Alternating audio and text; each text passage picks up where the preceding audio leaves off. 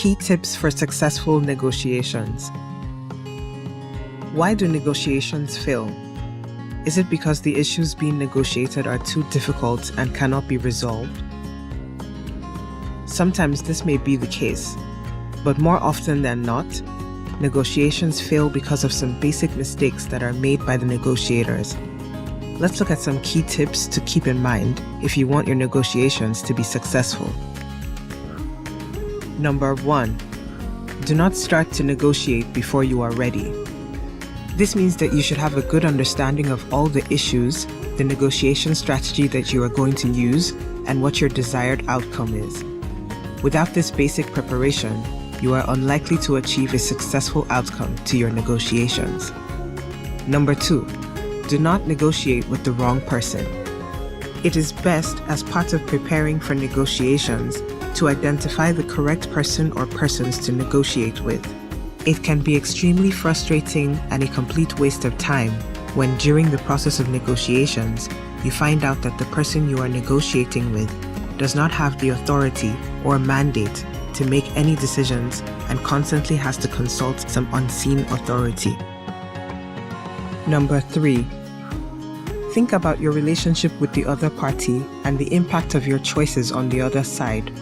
Do not treat the other party as the enemy. While it may be true that your desired outcome is different to that of the party you are negotiating with, work towards finding a mutually beneficial outcome that is acceptable to both parties. Be collaborative rather than competitive. Number 4. Think about the impact of your own positions. Am I locked onto a position? While it is important to try and achieve a specific outcome, you also need to be sufficiently flexible and be prepared to accept a different outcome. Think about how much you will need to compromise. Number 5. Avoid losing control or feeling powerless during the negotiations. If at any point you are not sure how to continue or how to respond to an offer that has been made, it is perfectly acceptable to ask for an opportunity to consult with your colleagues or principals. Don't put yourself in a position where you regret agreeing to something when you haven't had the opportunity to think about it properly.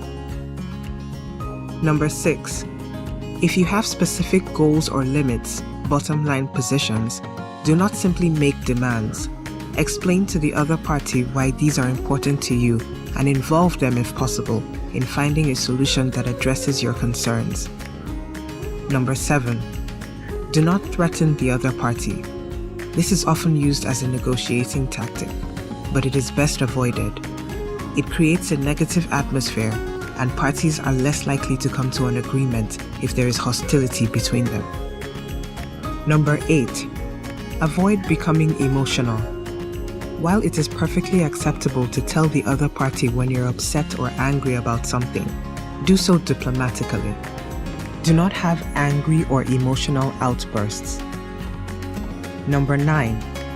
Focus on solutions, not problems.